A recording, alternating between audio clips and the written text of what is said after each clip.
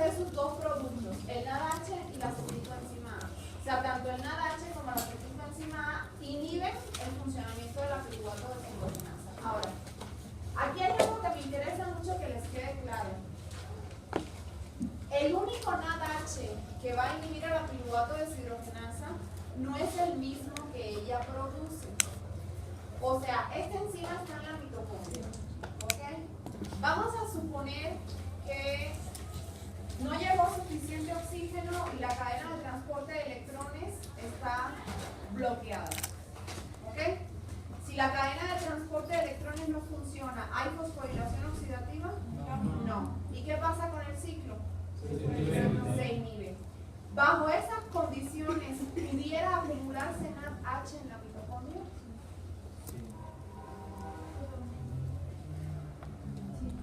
¿Por qué? Porque todo se detiene, o sea, todo está, no hay ciclo de Krebs, no hay fosforilación oxidativa y no hay cadena respiratoria. Sí, pero entonces tienes que irte, o sea, no hay cadena de transporte, por lo tanto se inhibe la fosforilación oxidativa. ¿Okay? Y al no haber cadena de transporte, ella no está consumiendo ni el NADH ni el FADH2 que producen el ciclo. Por lo tanto, ese NADH y FADH2 que ya el ciclo había generado, ¿dónde se quedan? Pues ahí en la mitocondria. Entonces, a lo que voy es que ese NADH, por ejemplo, es un NADH que fue generado por el ciclo de Krebs y que por alguna razón no fue consumido por la cadena. Ese NADH también puede inhibir a la piruvato deshidrogenasa. ¿Por qué? Porque la piruvato deshidrogenasa es una enzima que está en la mitocondria. Y el NADH es una única molécula, no importa quién la produzca. O sea, lo que tienen que entender es que el NADH de la mitocondria, independientemente de dónde provenga, si ese NADH se acumula, va a inhibir a la piruvato deshidrogenasa. ¿Sí? ¿Está claro eso? Bueno. En la regulación por interconversión de formas activas e inactivas,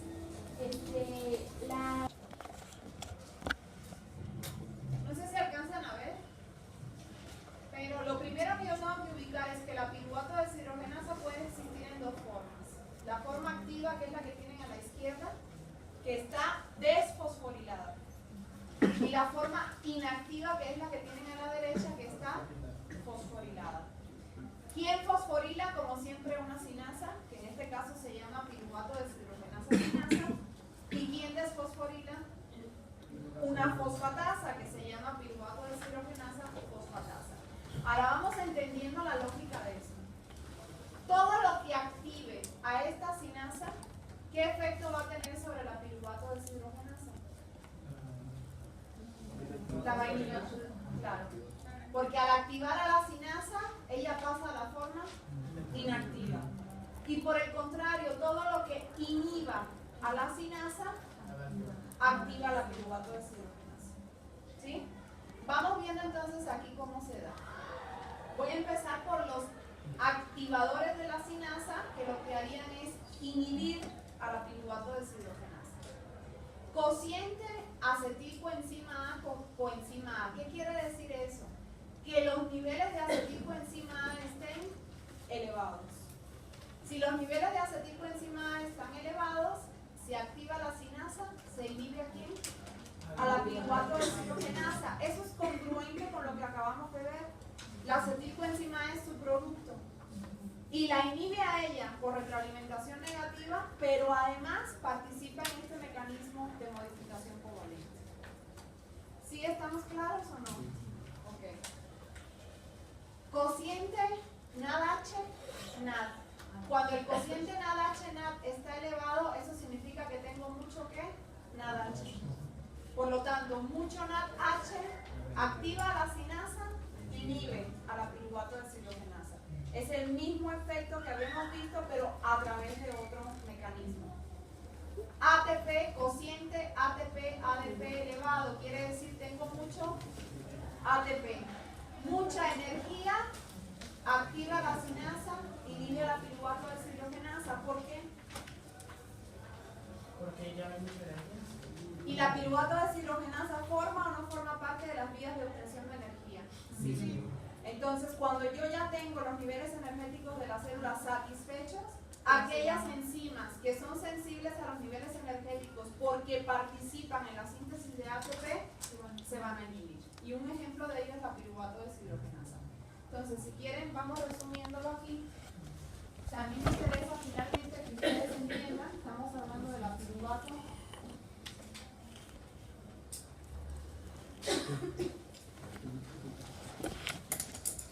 ¿Quién funciona finalmente como un inhibidor?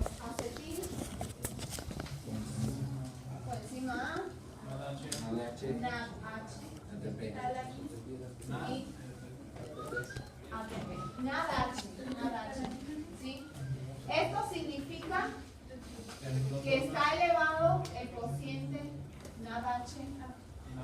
NAD. Esto quiero que le presten atención porque luego les pongo así en el examen y no entienden lo que les estoy diciendo. Cociente quiere decir que es la división entre uno y otro. Si el cociente está elevado, quiere decir que el numerador es mayor que el denominador. Quiere decir hay más NADH que NAD. Para que entiendan lo que eso significa. Igual aquí es que el cociente ADP está elevado. Y aquí sería el cociente acetil, coenzima A, coenzima A. ¿Sí? ¿Ok? Sí. Ahora, ¿qué más tenemos aquí? Vamos a ver quién inhibe a la sinasa y por lo tanto activa a la piruvato deshidrogenasa. Calcio. El calcio inhibe a la sinasa y por lo tanto deja la piruvato deshidrogenasa en su forma activa. ¿Por qué? El calcio inhibe a la sinasa, por lo tanto deja a la piruvato deshidrogenasa en su forma activa. Es decir, el calcio funciona finalmente como un activador de la piruvato deshidrogenasa. ¿Por qué?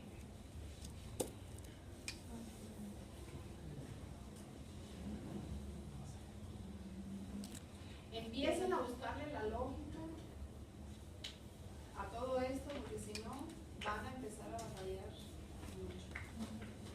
Denme un ejemplo donde los niveles de calcio en el citosol se eleven. La contracción muscular. La contracción muscular. ¿Es un proceso que requiere o no requiere energía? Sí.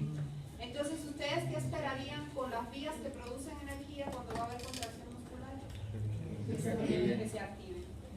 Porque si es un proceso que me demanda energía, yo necesito que todo aquello que produce energía funcione más. Y de ahí estoy hablando que necesito que todo el metabolismo oxidativo, o sea, el ciclo, la cadena, la fosforilación oxidativa, y eso incluye también a la piruvato deshidrogenasa, estén más activos. De hecho, nosotros ya habíamos visto que el calcio o apagas esa cosa o te vas del aula. ¿Y por qué esto está risa y risa? No sé, ¿qué les dio risa? No sé qué te dio risa entonces. El calcio activaba también al ciclo de Krebs y tiene el mismo efecto activador sobre la piruvato deshidrogenasa. ¿Okay? Vamos a ver quién más inhibe a la sinasa y por lo tanto la activa. Piruvato. ¿Por qué? ¿Por qué el piruvato será un activador de la piruvato deshidrogenasa? Porque si tienes mucho lo quieres convertir, ¿no? Y además, ¿es nuestro sustrato de la enzima? Siempre los sustratos van a tener efecto activador y los productos en exceso, efecto inhibidor.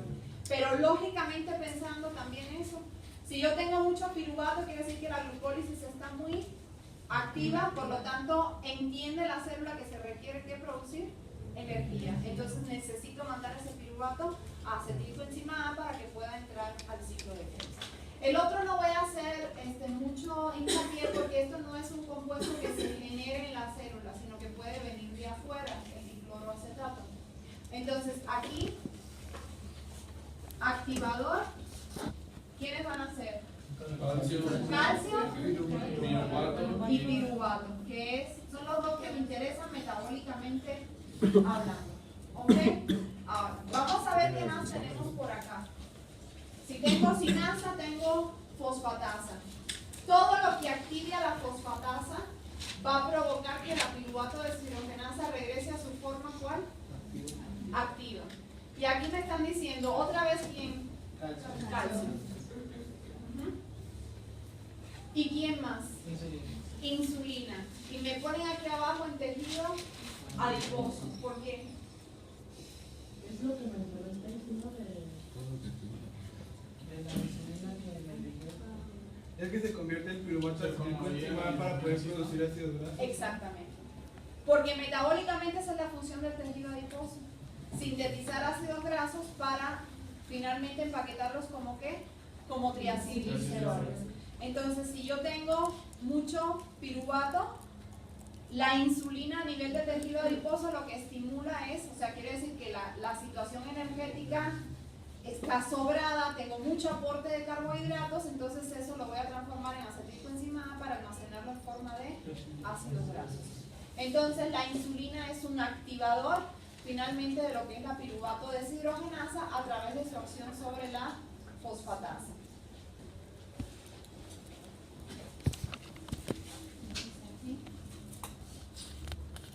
Insulina. Y esto es característico del tejido adiposo.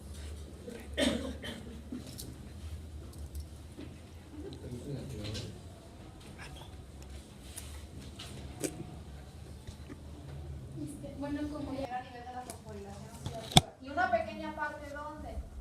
En la glucólisis, que se generan 2 de las 32 moléculas de ATP. bueno, ahora ya por lo último eso no. Que alteren de alguna manera el funcionamiento de la piruvato deshidrogenasa, ¿a qué nos van a llevar de entrada? Acidosis láctica, ¿sí? Y puede haber acidosis incluso pirúvica, o sea, de que no todo el piruvato se alcanza a pasar a ácido láctico y una parte se acumula. El piruvato es un ácido débil también, es ácido pirúvico y piruvato sería la base conjugada. Pero Entonces, eso no es cuando los alcohólicos no tienen la pirula. no, eso es en deficiencia de tiamina o cualquier defecto genético que de alguna manera te altere a ti el funcionamiento de la piruvato deshidrogenasa. Porque el piruvato o se va a acetilcoenzima A o se va a la producción de ácido láctico. Entonces, si una vía no funciona, pues lo que va a seguir es la otra. Entonces, por eso te lleva a acidosis láctica. E insisto, si rebasas la capacidad de funcionamiento de la lactato deshidrogenasa, se puede llevar a acumular también piruvato y entonces hay una combinación de acidosis pirúvica y acidosis láctica. Ahora, en el caso de los eritrocitos, ahí me están hablando de defectos de algunas enzimas de la glucólisis. ¿Por qué en los eritrocitos algún problema con cualquiera de las enzimas de la glucólisis me va a llevar a una anemia hemolítica? Porque la piruvato. ¿Y eso qué? Y ahí lleva todo el metabolismo del. Entonces quiere decir que ellos son 100% dependientes de quién? De la glucólisis. Y acuérdense que la integridad de la membrana, entre muchas otras cosas, depende de ciertos transportes que consumen ATP. Entonces, si yo tengo un problema con la glucólisis, en el caso de los eritrocitos, eso básicamente va a impedir que la célula se pueda mantener de adecuada manera y por lo tanto se va a alisar y viene lo que es la anemia hemolítica. Y ahí les mencionan otro defecto genético que es de la fosfofructosinasa en músculo. Esa enzima es la enzima clave de qué? La fosfofructo-1-sinasa es la enzima clave de qué? De la glucólisis. Y me están diciendo que un defecto en músculo me puede ocasionar ¿qué? Pues sí. O sea, tienes una especie de fatiga muscular porque tienes, digamos, alterada la capacidad de hacer glucólisis a nivel muscular. ¿Ok? Y claro que si eso se suma a algún tipo de ejercicio, por ejemplo anaerobio, pues se incrementaría todavía más el problema porque ahí sería más importante aún lo que es el funcionamiento de la glucólisis. Voy a borrar esta imagen es del Devlin, de las copias que les dejé, que se suponía que debieron de haber leído. Aquí están los 3 puntos de regulación. Si ustedes se fijan, de hecho vamos a centrarnos en lo que está del lado derecho, que sería yendo de glucosa hacia piruvato o lactato, que es lo correspondiente a glucólisis, porque aquí tenemos unas reacciones que van inversas, que eso es gluconeogénesis y lo vamos a ver más adelante.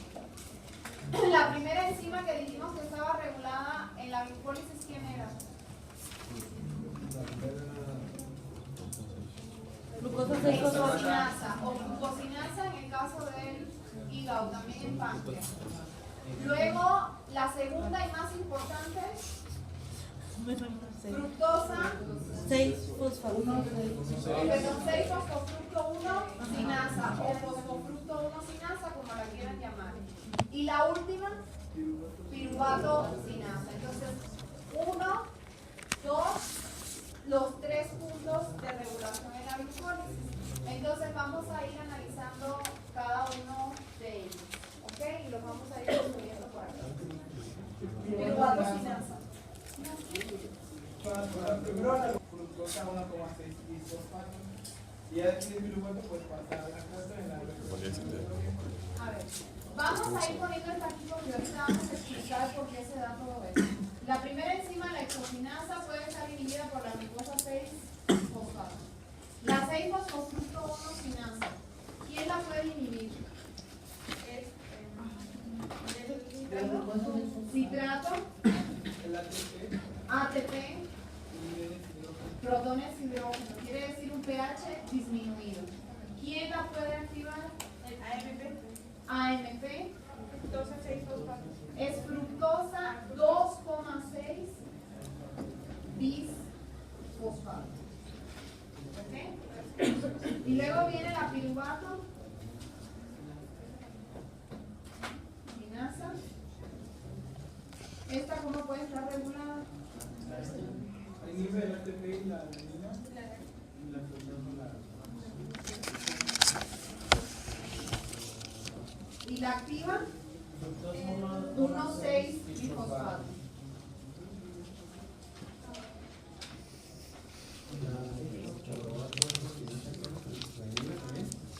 ¿Qué? No, esta es la primera enzima, está regulada, esta es la segunda y esta es la tercera. Es el nombre de la enzima.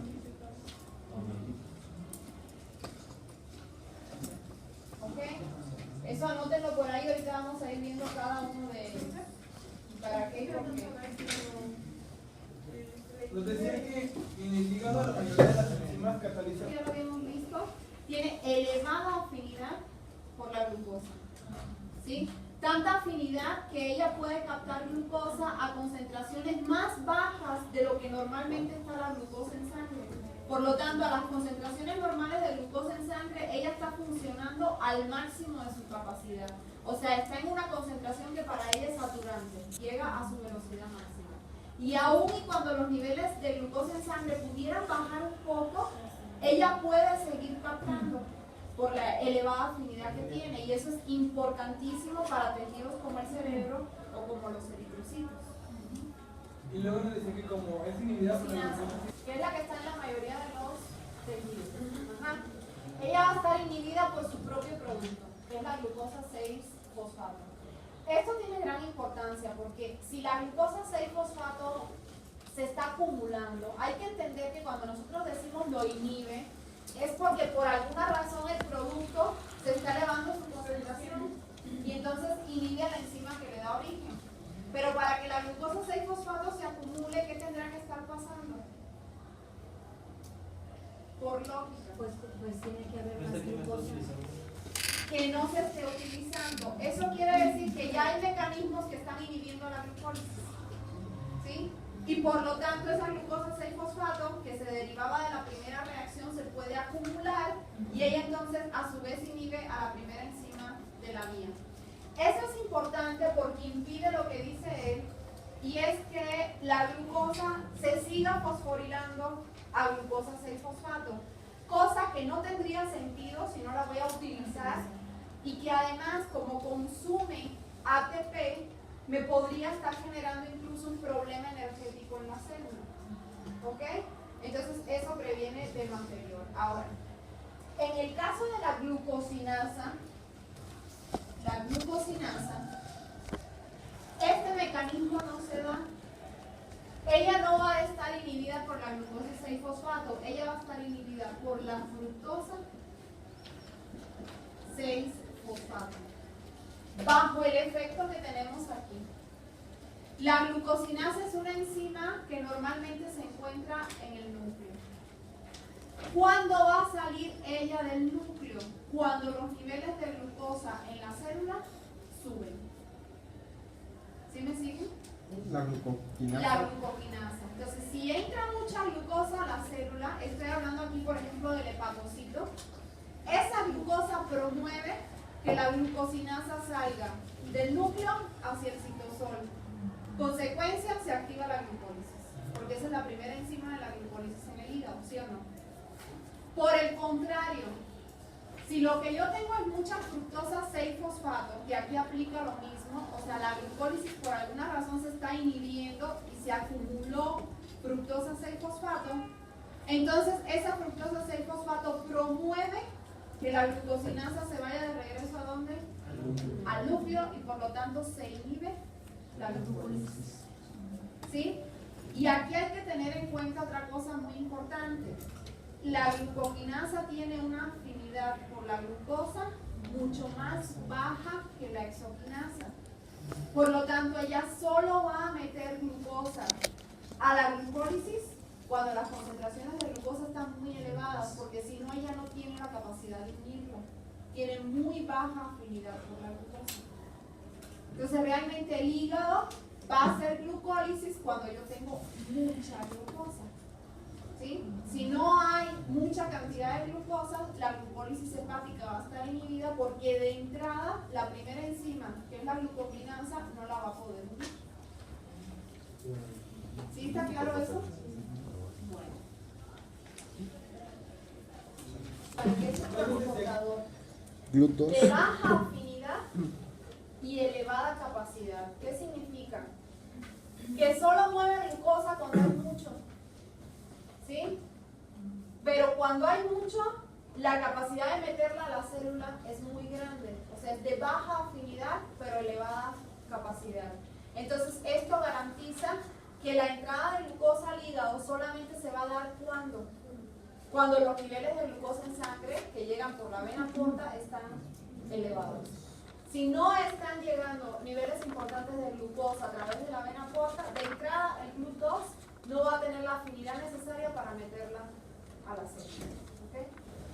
Que el elevado consumo de glucosa aumentaba la producción de ácidos grasos, y finalmente el hígado, ¿qué hace con esos ácidos grasos? Forma triglicéridos, los empaqueta en forma de VLDL y los manda a la sangre. ¿Sí? Porque si él se los queda, entonces tenemos un hígado graso. Entonces los manda a la sangre y eso es lo que genera la hipertriaciglicerolemia. De hecho, cuando el hígado no funciona bien o a veces hay algún problema genético, esas VLDL no logran salir adecuadamente del hígado y se genera el hígado graso, que es lo que pasa en el alcoholismo por las alteraciones generadas por el propio metabolismo del alcohol. Luego nos decía que la glucosinasa es una proteína inducible, o sea que puede aumentar o disminuir la cantidad de esta enzima, pero es un proceso que es muy lento. La insulina, por ejemplo, aumenta la cantidad de la glucosinasa, pero porque se favorece la transcripción del gen, que pues nos da la Ustedes oigan, ahorita les voy a Entonces, si hay un aumento de ustedes glucosa. oigan que una enzima es inducible, lo que quiere decir es que la cantidad que yo tengo de esa enzima en la célula puede cambiar, y normalmente cambia en respuesta a la dieta. ¿Se acuerdan que yo les había mencionado? Si nosotros comparáramos el patrón enzimático de enzimas de la glucólisis en alguien que todos los días come muchos carbohidratos y en alguien que come pocos carbohidratos, la cantidad que tiene de enzimas de la glucólisis, el que come mucho va a ser muy superior al que normalmente ingiere pocas cantidades de carbohidratos, porque esto es un efecto a largo plazo, es acumulativo, tiene que ver con un patrón que tenemos en la alimentación. Es como Álvaro Carrillo que está. Claro. Tienes más enzima para procesarla más. Claro que el hacer más glucólisis implica más ese tipo de enzima, implica más síntesis de ácidos grasos, implica que tienes tendencia a la hipertriaciglicerolemia, a la hipercolesterolemia, a la obesidad y a todo lo demás, porque todo va encadenado. Acuérdense que las LDL finalmente se derivan de las PLDL. ¿Sí? Y efectivamente es una cuestión adaptativa y es reversible. Sí, es reversible. O sea, por eso siempre dicen un cambio de dieta y obviamente el ejercicio ayudan a que muchos de estos procesos se puedan revertir. Vamos a tomar un receso.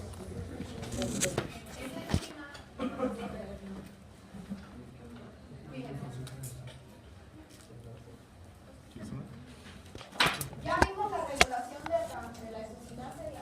glucosinasa. Vamos a empezar a ver la regulación de la 6-fosfofructo-1-sinasa. Y vamos a empezar con esto. Mi pregunta es, ¿este compuesto se produce en la glucólisis? Fructosa 2,6 fosfato. No. En la glucólisis se produce en 6,6. ¿Okay? ¿Qué pasa aquí? Que yo voy a tener una enzima que se llama 6-fosfofructo. ¿Me lo voy a escribir completo?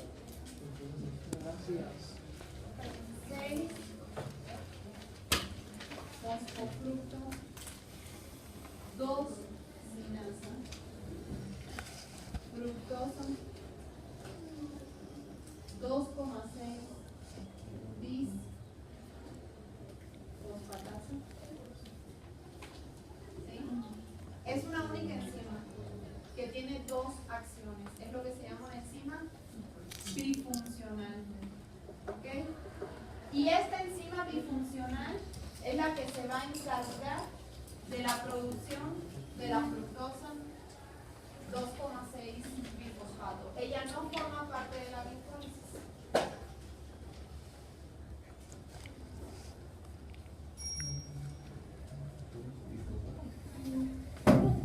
¿Sí me entendieron eso?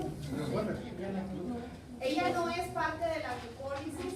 Ella es una enzima que se encuentra en el citosol y que va a estar asociada a la producción de este compuesto. Entonces, cuando ella esté activa, este compuesto se va a producir y por lo tanto se activa la 6-fosfofructo-1-sinasa y se activa la glucólisis. Cuando ella esté inactiva, este compuesto no se produce y entonces se da una inhibición sobre esta enzima y por lo tanto se inhibe la glucólisis.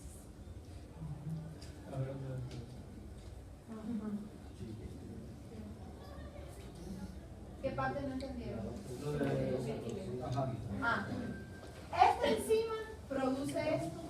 Por lo tanto, si ella está activa, lo va a producir. ¿Y esto qué efecto tiene? Activador de esta enzima y por lo tanto es activador de la glucólisis. ¿Sí o no? Si ella está inhibida, esto no se produce. Por lo tanto, el efecto activador sobre esta enzima se pierde y eso genera una inhibición sobre la glucólisis. Porque este compuesto no solo es que él cuando está presente active la enzima, sino que si él no se encuentra, esta enzima no funciona. O sea, ella depende de que este compuesto esté presente en el medio para ella poder funcionar. O sea, tiene un doble papel. Entonces, lo necesito para funcionar y además hace que yo funcione más rápido. Entonces, en caso de que no esté presente, la enzima no funciona y por lo tanto la glucólisis se bloquea. ¿Sí estamos? entonces sí se ocupa para la glucólisis el 6-fosfofructosinasa. Sí se ocupa para la glucólisis. No, ella es una enzima que está en el citosol, pero no es parte de la glucólisis. Pero ella produce a este compuesto que es un activador de la glucólisis. ¿Por qué es activador de la glucólisis? Porque activa a la 6-fosfofructo-1-sinasa, que es la enzima clave de regulación de la glucólisis. ¿Sí me están entendiendo? Ahorita vamos a ver el mecanismo completo.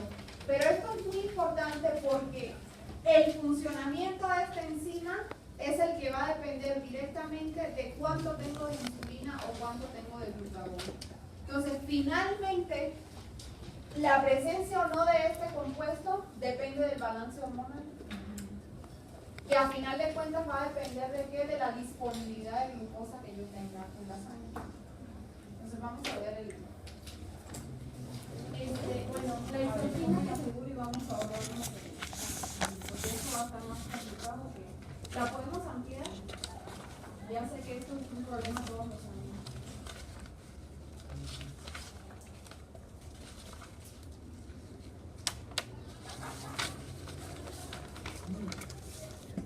Hay una que viene más adelante que está igualita, pero dice glutagón e insulina. ¿Esa quién la tiene? Aquí está. A ver. para no hacernos bolas ahorita con la adrenalina que la vamos a ver. No, esa es mía. ¿Es esa? A ver, si es que es igualita, ajá, pero es insulina. A ver, vamos a ampliar esta. Porque en la adrenalina vamos a ver que hay una variante entre hígado y otros lugares.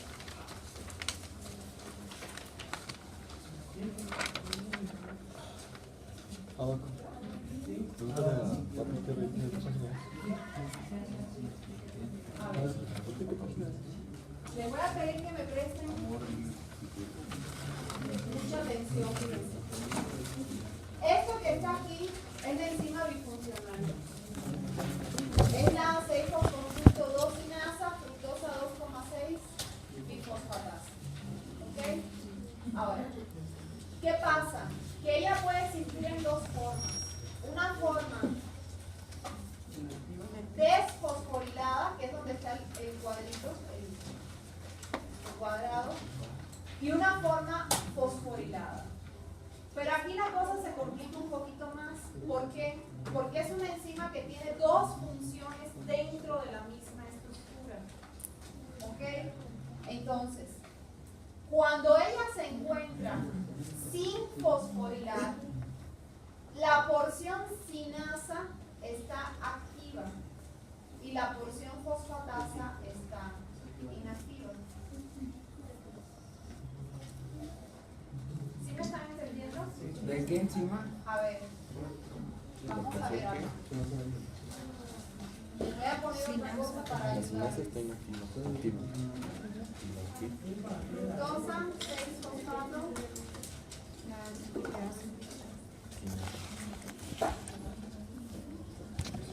Fíjense, este es el compuesto que a mí me interesa, porque él es el que activa Fructosa 2,6 bifosfato. ¿Ok?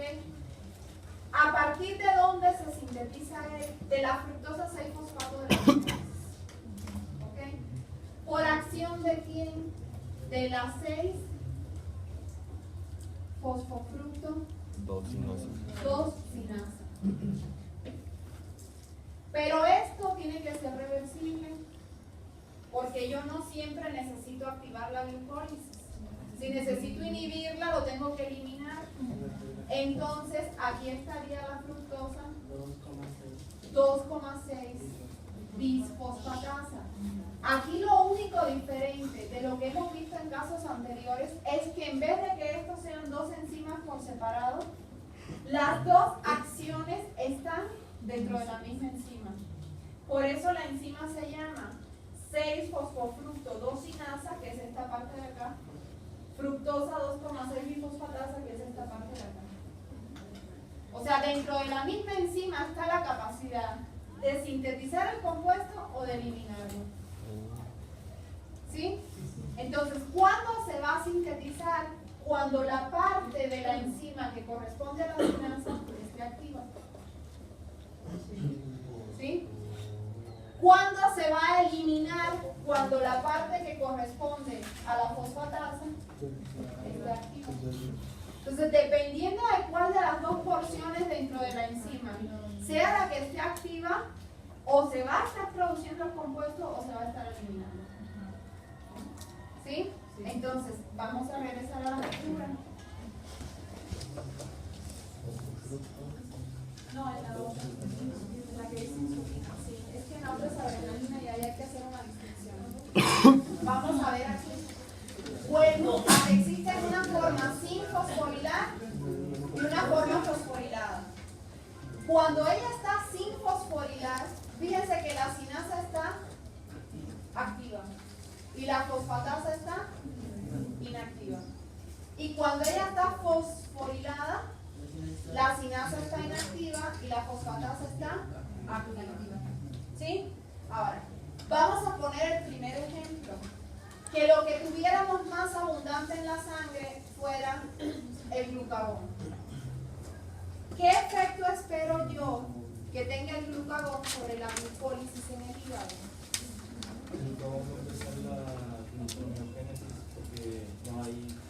Entonces, ¿qué efecto tiene sobre la glucólisis? La inhibe. Si yo tengo una proporción insulina-glucagón disminuida, es decir, tengo más glucagón que insulina, el glucagón va a tener un efecto inhibidor sobre la glucólisis hepática. ¿Sí me entienden? Y es lógico. Si yo tengo poca glucosa en sangre, que es cuando se eleva el glucagón, entonces el hígado no debe de estar degradando glucosa, al contrario, debe estar la que produciendo. Entonces vamos a ver el mecanismo por el cual el glucagón, cuando se eleva en sangre, provoca que la glucólisis hepática se inhiba. Y obvio que eso va a llevar a un incremento de la gluconeogénesis. Entonces vamos a ver, el glucagón se une, este que está aquí sería su receptor de membrana. ¿Sí? Él siempre funciona por el mismo mecanismo. Activa proteínas G activan a la adenilatociclasa. La adenilatociclasa a partir del ATP sintetiza AMP cíclico y el AMP cíclico activa la proteína sinasa A.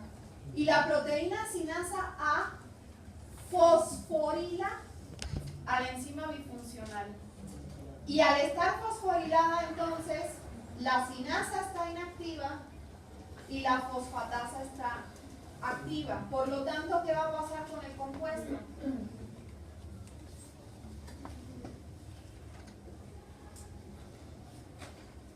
Aquí lo tienen. Elimina. Si la fosfatasa es la parte que está activa, la fructosa 2,6 bifosfato va a ser transformada de regreso en fructosa 6-fosfato. Por lo tanto, las concentraciones de este, ¿qué le pasa? Disminuyen. Y eso entonces, ¿qué va a provocar sobre la glucólisis? Una inhibición. ¿Sí o no? ¿Sí entiendes? Sí. ¿Sí está claro eso o no? Ahora, si por el contrario, aquí tienen la enzima, aquí está la 6-fosfofructoonosinasa, le dicen que este compuesto es el que la activa, pero si él desaparece, entonces se da un efecto inhibidor sobre esta enzima y por lo tanto se bloquea la glucólisis. ¿Qué pasaría si en vez de tener más glucagón, lo que yo tuviera sería, fuera más insulina? ¿Insulina? Elevados niveles de insulina significa que tengo mucha glucosa en sangre. Por lo tanto, ¿qué espero yo que pase con la glucólisis hepática? Debe de estar muy activa, porque es una manera de estar quitando la glucosa que está llegando en la sangre. Entonces, la insulina aquí se une a su receptor de membrana.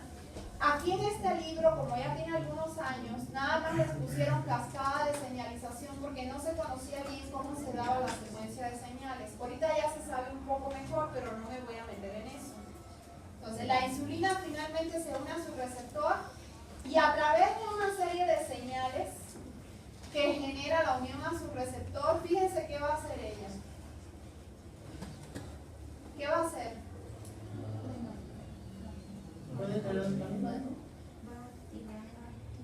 ¿Pero qué hace? ¿Se alcanzan a ver o no?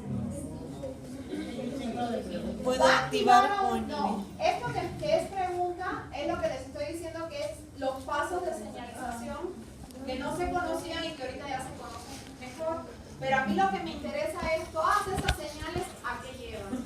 Va a llevar a dos cosas. Inhibe la proteína. Primero, la insulina es capaz de generar la activación de una enzima que está aquí que se llama fosfodiesterasa. Y esa enzima lo que hace es que transforma el AMP cíclico en AMP. Por lo tanto, elimina al AMP cíclico. Si no hay AMP cíclico, ¿hay activación de la sinasa? No. Por lo tanto, la enzima bifuncional se queda en esta forma. ¿Sí o no? Y en esta forma, la sinasa está activa y la fosfatasa está inactiva. Por lo tanto, la sinasa toma a la fructosa 6-fosfato y la transforma en Fructosa 2. 2,6 bifosfato y esto activa a la fosfofructoonosinasa y por lo tanto se activa la glucólisis. Es el efecto activador de la insulina sobre la glucólisis. ¿Qué otra cosa hace la insulina? Aquí lo tienen. Inhibe directamente a quién? A la proteína sinasa A con el mismo efecto que acabamos de ver. Y tiene una tercera acción. Si acá arriba yo tengo la proteína sinasa A, todos estos mecanismos son reversibles, por lo tanto acá abajo yo tengo a una fosfatasa. Y la insulina lo que hace es que activa a esta fosfatasa y regresa entonces toda la enzima que estaba fosforilada a su forma desfosforilada, donde lo que va a estar activo es la cinasa para que se sintetice todavía más fructosa 2,6 fosfato y sea más fuerte el efecto activador. O sea, no solo promueve que esta se quede así, sino que promueve también que la que estaba fosforilada regrese a esta forma. ¿Sí? Bueno, eso lo tienen que digerir con calma después. Pero lo que me interesa es que todo el mundo empiece a ubicar que los niveles de este compuesto dependen de la proporción insulina glutamono.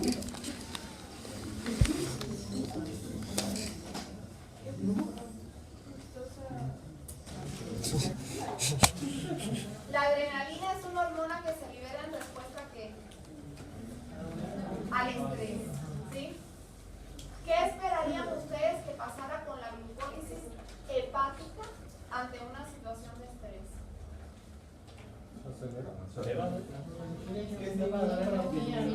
Que se iba para que no se almacene. Exactamente. Yo necesito que la glucólisis hepática se inhiba, porque cuando hay una situación de estrés, lo que va a pasar es que sobre todo músculo, esquelético y cardíaco van a necesitar gran cantidad de ¿qué? De energía. Para eso necesitan ¿qué? Glucosa. Entonces el hígado en una situación de estrés debe dejar él de consumir glucosa para empezar a producirla y mandarla a la sangre para poder satisfacer la demanda extra de energía que vamos a tener en una situación de estrés. Ahí estoy pensando en un estrés por un susto o algo así, pero acuérdense que una cirugía es estrés y va a provocar la misma situación. De hecho, hay una hiperglucemia postquirúrgica que es completamente normal, no quiere decir que el paciente sea diabético. ¿Sí me siguen? Ahora,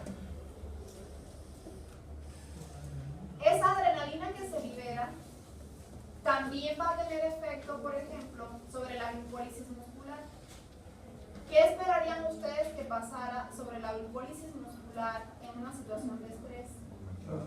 Tiene que estar activada. La del hígado se tiene que inhibir, pero la del músculo se tiene que incrementar. Si yo pienso en el corazón en una situación de estrés, va a trabajar más. Entonces yo necesito que su glucólisis esté activada. Entonces aquí viene la pregunta de cómo yo le hago para que una misma hormona, que en este caso es la adrenalina, me provoque efectos diferentes a nivel hepático y a nivel muscular. Y eso es lo que les va a explicar su compañera. Bueno, cuando se une a receptores de tipo beta adrenérgicos, ¿La adrenalina? funciona bajo el mismo mecanismo que el glucagón. Proteínas G, adenilato ciclasa, AMP cíclico, proteína sinasa A. ¿Sí? Porque cuando se unen receptores alfa adrenérgicos tiene otro mecanismo de funcionamiento. Pero bueno, vamos aquí. ¿Qué es lo que pasa aquí? Esta es la misma enzima bifuncional. Si ustedes recuerdan de la figura anterior, cuando ella estaba desfosforilada, la sinasa estaba activa y la fosfatasa estaba inactiva. En el corazón vamos a tener una isoenzima que está al revés. Cuando ella está desfosforilada, la sinasa va a estar inactiva y la fosfatasa va a estar activa. Entonces, al funcionar de manera inversa, eso lo que hace es que una misma hormona tenga efectos contrarios en esos dos órganos. ¿Sí? Entonces, esta es una isoenzima de la misma bifuncional que vimos, pero las actividades ante fosforilación y desfosforilación están invertidas. Por lo tanto, el efecto va a ser el contrario. ¿Ok? Y eso es lo que me garantiza que cuando se eleven los niveles de adrenalina, bajo ninguna circunstancia la glucólisis muscular se vaya a inhibir. Porque tiene una isoenzima que responde al revés de cómo responde la hepática. Y se encuentra únicamente la enzima en corazón y músculo. Bueno, y es aquí donde va a venir la diferencia. Lo más sencillo. ATP va a ser inhibidor tanto de la 6-fosfofructosinasa como de la piruvato sinasa. Quiere decir, mucho ATP inhibe la glucosa.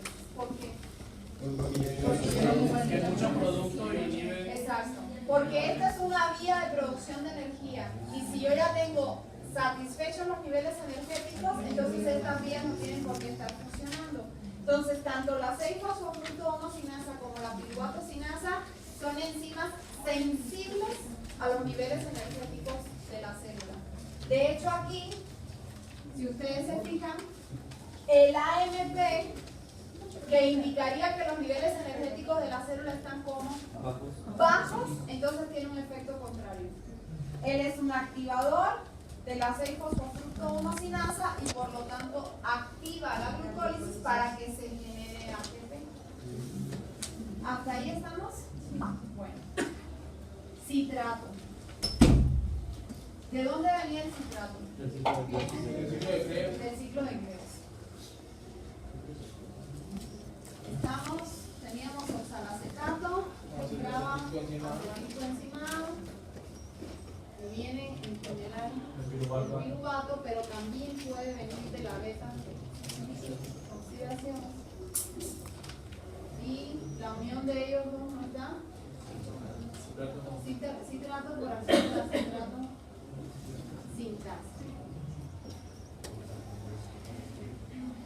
Fíjense, el citrato está en la mitocondria, ¿ok? El hecho de que haya salida de citrato hacia el citosol, lo que me está indicando es que por alguna razón el citrato se está acumulando, ¿ok? ¿Qué pudiera ser esto? ¿Cuáles pudieran ser las razones? Nos ha dicho que era exceso de energía, ¿no? Pudiera haber un exceso, o sea, pudiera haber algún problema con el metabolismo oxidativo que generara una inhibición y el citrato se estuviera acumulando. Pudiera haber un exceso de energía que inhibe la fosforilación oxidativa, por lo tanto inhibe la cadena, inhibe el ciclo y pudiera darse una acumulación de citrato. Porque acuérdense que las enzimas que son inhibidas por el ATP vienen después del citrato. ¿Ok? Entonces pudiera darse una acumulación del citrato. Vamos a tomar el caso de que sea por un exceso de energía.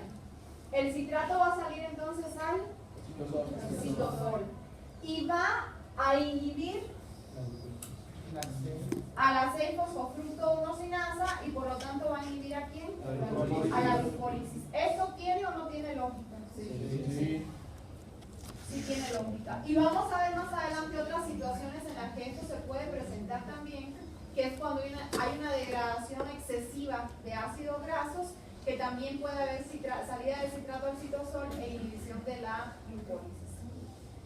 Acuérdense que el citrato es una manera de mover acetilcoenzima hacia el citosol. Entonces, de alguna manera que esté saliendo quiere decir que yo tengo un exceso de acetilcoenzima por alguna razón y entonces la estoy mandando de la mitocondria al citosol. Protones hidrógeno. Esta enzima, cuando a mí me dicen que está inhibida por protones hidrógeno, lo que quiere decir es que si las concentraciones de protones hidrógeno por alguna razón se elevan, el funcionamiento de esta enzima disminuye y por lo tanto hay una inhibición de la glucólisis. Elevadas concentraciones de protones hidrógeno, ¿qué significan desde el punto de vista del pH? Acidosis. Eso quiere decir que si se da una situación, por ejemplo, de acidosis láctica, la glucólisis se puede ver afectada, porque la disminución del pH va a provocar Inhibición de la enzima y por lo tanto la glucólisis no se se lleva va a ver a afectada. Hay algo que les quiero comentar que viene en el libro y que es una cuestión muy importante. Fíjense, si nosotros tuviéramos, por ejemplo, se formó un coágulo X, cosa que pasó que hicieran que a lo mejor no llega suficiente sangre al corazón, ¿sí? Si no llega suficiente sangre, no va a llegar suficiente ¿qué? Oxígeno. Por lo tanto, el metabolismo oxidativo se inhibe. Y empieza a funcionar entonces más rápido ¿quién? Porque la célula tiene que hacer todo por sobrevivir. Si no puedo obtener energía con el metabolismo oxidativo, glucólisis anaerobia. ¿Y cuál es el producto final de la glucólisis? Lactato. Quiere decir que en esas circunstancias aumenta la producción de lactato y como no tengo un flujo adecuado de sangre, no solo no me llega más oxígeno, sino que tampoco puedo retirar los desechos. Por lo tanto, el pH en esas células disminuye considerablemente. Lo que se ha visto es que la disminución del pH inhibiría la enzima, ¿sí o no? Sí. Pero esas células tendrán o no tendrán también una deficiencia de energía, es decir, mucho AMP. ¿Sí? Porque si yo normalmente vivo del metabolismo oxidativo, que me da mucha energía, y de repente no lo puedo usar, y en vez de obtener 32 por glucosa, solo obtengo 2, yo voy a tener un déficit energético. Y lo que se ha visto es que la activación que ejerce el AMP rebasa la inhibición que se da por el pH. De manera tal que la posibilidad de supervivencia de estas células se aumente un poco más. O sea, que aún y cuando esto tiene un efecto inhibidor, el efecto activador de este es todavía más potente y hace que la glucólisis siga Entonces, funcionando. en una sesión de acidez, si corregimos los niveles del AMP, prácticamente... Bueno, no es tan así porque acuérdate que eso también te ocasiona otras cosas. Ahí empieza a haber alteraciones a la membrana, o sea, hay todo otro conjunto de fenómenos que se dan. Claro, ahí lo que tienes que corregir es lo que te está impidiendo que el oxígeno llegue. Eso es lo que hay que evitar. ¿Sí? Lo demás no tiene mucho sentido. Lo que hay que hacer es que llegue oxígeno y no solo al llegar oxígeno quiere decir que está llegando sangre. Entonces voy a mandar oxígeno y además voy a retirar desecho y con eso voy a empezar a compensar la situación. ¿Eso les quedó claro? Okay. Y aquí con la alanina no me voy a meter mucho ahorita. La alanina va a venir básicamente del músculo por un ciclo que se llama ciclo de la alanina. Y esto se da mucho cuando hay proteólisis muscular, por ejemplo. Y entonces esto quiere decir que yo en vez de estar haciendo glucólisis voy a estar haciendo gluconeogénesis. Pero eso lo vamos a ver un poquito más adelante. Lo otro es, aquí la fructosa 1,6-bifosfato es activadora de la piruvato-sinasa. ¿Este forma o no forma parte de la glucólisis? La fructosa 1,6-bifosfato sí. De hecho es producida por ¿quién? Entonces, esta es una manera de encadenar estos dos pasos. Mientras más rápido funcione esto, más se produce de esto y esto a su vez activa la acción de la piruvato-sinasa y entonces hace que la velocidad de la glucólisis sea todavía mayor. O sea, este compuesto me sirve para de alguna manera yo encadenar a esta enzima con esta. ¿Ok? ¿Alguna pregunta hasta ahí? ¿No? Esto hay que tenerlo muy claro. Porque ahorita que veamos la gluconeogénesis en la siguiente clase, el mismo compuesto que es activador de la glucólisis va a tener el efecto inhibidor sobre la gluconeogénesis. O sea que vamos a tener exactamente el mismo mecanismo regulador. O sea, la presencia de este compuesto, por un lado activa la glucólisis y por otro lado inhibe la gluconeogénesis. O su ausencia inhibe la glucólisis y activa la gluconeogénesis. Entonces el mecanismo va a ser el mismo.